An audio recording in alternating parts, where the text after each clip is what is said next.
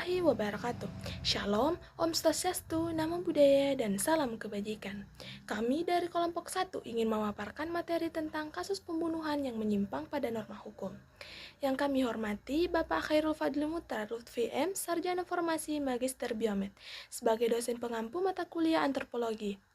Kami dari kelompok 1 yang beranggotakan 6 orang, saya sendiri Nur Inayatul Aini selaku moderator, dan pemateri pertama yaitu Sakinah Sahira, pemateri kedua Khairun Nisa, pemateri ketiga Cahya Budiarti HS, pemateri keempat yaitu Rindiani, dan pemateri terakhir yaitu Reski Nurul Hijriah.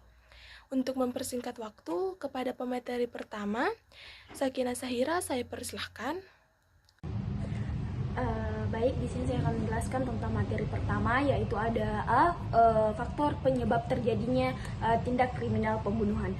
Satu, ada faktor psikologis, gangguan mental atau kejiwaan seperti psikopati, psikofrenia, atau gangguan kontrol emosi dapat memicu seseorang melakukan tindakan pembunuhan. Dua, ada pengaruh lingkungan sosial atau lingkungan sosial yang penuh dengan kekerasan, baik di dalam keluarga maupun masyarakat, dapat membentuk pola perilaku agresif. Ada tiga, faktor ekonomi dan kemiskinan, kesengajaan sosial atau tekanan finansial yang berat dapat memicu seseorang melakukan tindak kriminal, termasuk pembunuhan baik karena frustasi ataupun sebagai bagian dari tindak kriminal seperti perampokan. 4. Kehilangan kendali diri atau emosi, kemarahan yang tidak terkendali, dendam, cemburu, atau rasa sakit hati yang mendalam seringkali menjadi faktor pemicu utama dalam kasus pembunuhan yang terjadi secara impulsif. 5. Penyalahgunaan narkoba dan alkohol, penggunaan zat-zat adiktif seperti narkoba dan alkohol dapat menurunkan kemampuan seseorang untuk berpikir rasional, memperburuk kontrol diri, dan meningkatkan kemungkinan tingkat kekerasan termasuk pembunuhan. 6. Ada tekanan sosial atau budaya. Norma atau nilai-nilai sosial yang keliru seperti budaya kekerasan, balas dendam, atau tekanan kelompok tertentu untuk melakukan tindakan kriminal bisa menjadi pemicu pembunuhan. Pengaruh materi B, ada norma hukum diterapkan dalam kasus pembunuhan. 1. Kitab Undang-Undang Hukum Pidana atau KUHP di Indonesia. Tindakan pembunuhan diatur dalam KUHP pasal yang terkait langsung dengan pembunuhan, antara lain yaitu pasal 338 pembunuhan biasa, di mana pelaku yang sengaja menghilangkan nyawa orang lain dapat dihukum pidana penjara maksimal 15 tahun penjara. Ada pasal 340 pembunuhan berencana yang dilakukan dengan perencanaan terlebih dahulu dapat diketahui pidana penjara seumur hidup atau hukuman mati.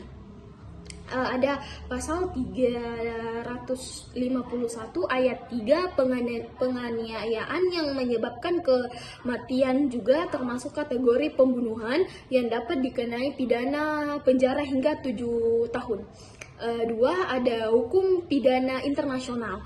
Dalam konteks internasional, pembunuhan yang melibatkan pelanggaran hak asasi manusia berat seperti genosida atau kejahatan terhadap kemanusiaan diatur dalam perjanjian internasional seperti status norma yang mendirikan Pengadilan Kriminal Internasional atau ICC. Pasal 3, setiap orang berhak atas kehidupan, kebebasan, dan keselamatan diri. Pembunuhan jelas merupakan pelanggaran terhadap hak ini, sehingga hukum yang diterapkan di banyak negara juga berpedoman pada prinsip ini. Itulah tadi materi pertama dari saya kembalikan kepada moderator. Untuk pemateri kedua yaitu Khairun Nisa, saya persilahkan. Terima kasih atas kesempatan yang telah diberikan. Di sini saya akan menjelaskan tentang kasus pembunuhan yang menyimpang terhadap norma hukum di lingkungan masyarakat dan sekitarnya. Yang pertama, terganggunya kestabilan sosial. Terganggunya kestabilan sosial sebagai dampak dari kriminalitas atau pudarnya nilai dan norma menggambarkan situasi di mana keseimbangan dan keteraturan dalam masyarakat menjadi kacau. Ini terjadi ketika aturan, norma, dan nilai yang mengatur perilaku individu dan kelompok tidak lagi berfungsi dengan baik.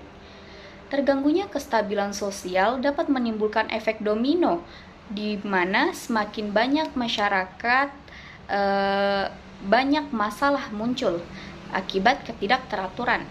Masyarakat yang tidak stabil cenderung mengalami lebih banyak konflik, kerusuhan, dan ketidakpastian yang pada akhirnya merugikan semua orang. Yang kedua, dampak terhadap diri sendiri.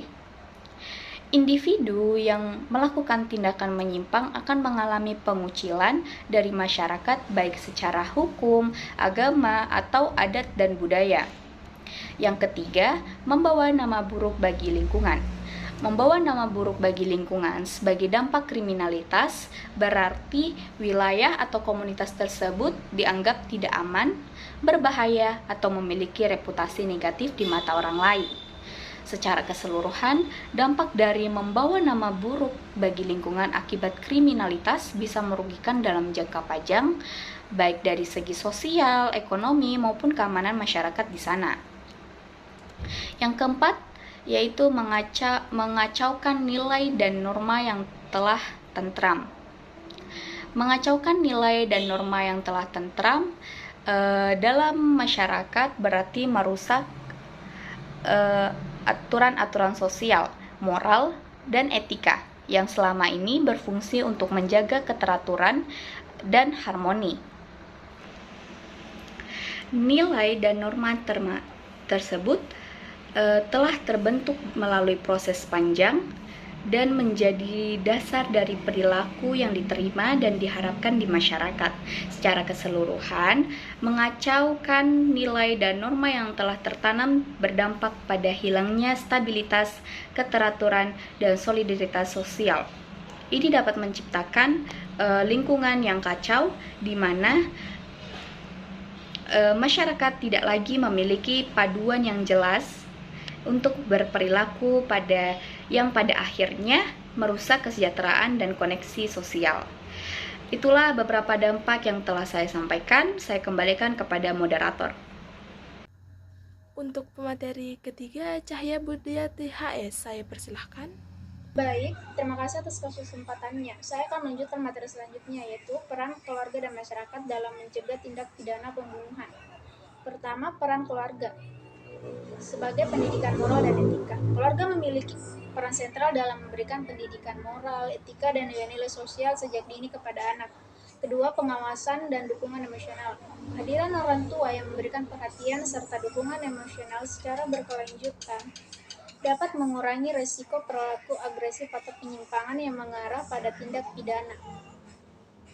3. Mengatasi konflik dalam keluarga. Ketika konflik keluarga terjadi, seperti kekerasan dalam rumah tangga atau perselisihan berkepanjangan, keluarga perlu menyelesaikan konflik dengan cara damai dan bijak.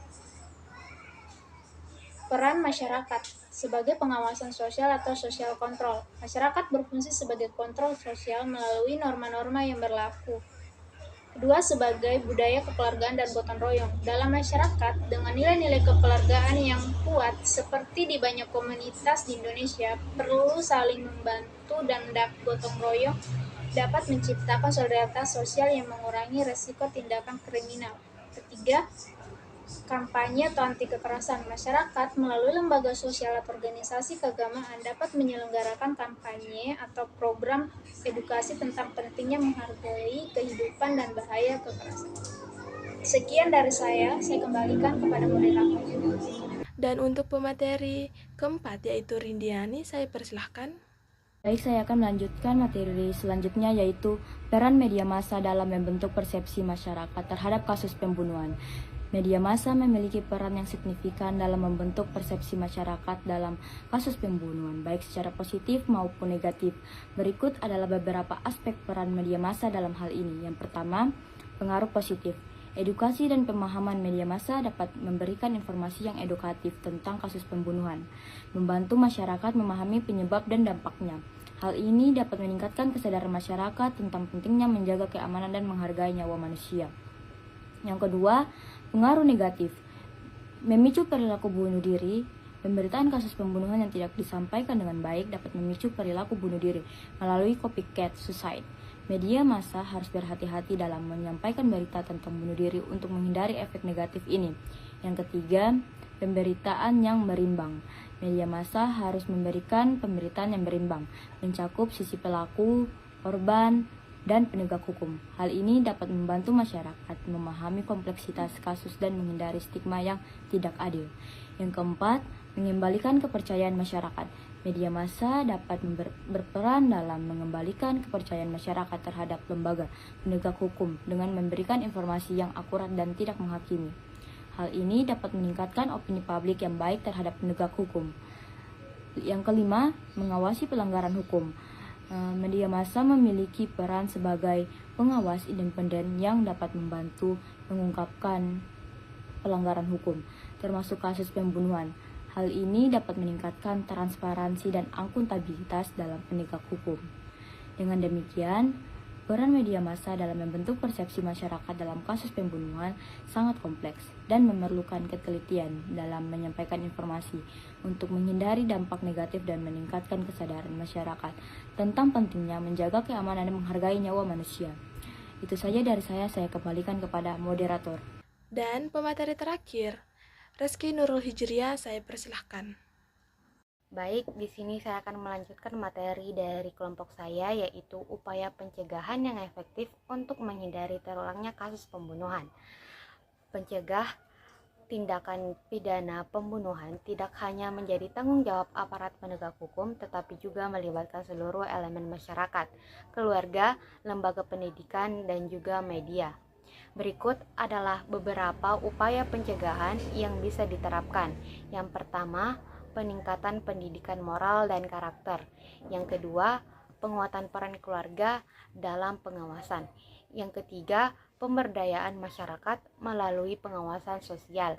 Yang keempat, pengembangan layanan psikologis yang aksesibel. Yang kelima, penegakan hukum yang tegas dan adil. Yang keenam, peran media massa dan media sosial. Yang ketujuh, peningkatan program rehabilitas bagi pelaku. Yang kedelapan, kerjasama antara aparat penegak hukum dan komunitas. Saya kembalikan kepada moderator. Sekian dari presentasi kelompok kami. Sebelum menutup, saya akan membacakan kesimpulan perilaku menyimpang yang mencakup berbagai tindakan yang bertentangan dengan norma dan nilai sosial yang berlaku, memberikan dampak signifikan baik bagi masyarakat maupun lingkungan sekitar. Perilaku menyimpang dapat menyebabkan gangguan terhadap tatanan sosial, memicu meningkatnya konflik, dan menurunkan rasa keamanan di dalam komunitas. Tindakan seperti kekerasan, pencurian, dan penyalahgunaan zat tidak hanya merugikan individu, tetapi juga dapat mengganggu hubungan antar warga dan menimbulkan ketidakpercayaan dalam masyarakat. Mungkin sekian dari presentasi kelompok kami. Jika ada yang ingin ditanyakan, bisa diketik di kolom komentar. Sekian dari kami. Wabillahi taufiq wal hidayah. Wassalamualaikum warahmatullahi wabarakatuh. Om Santi Santi Santi Om.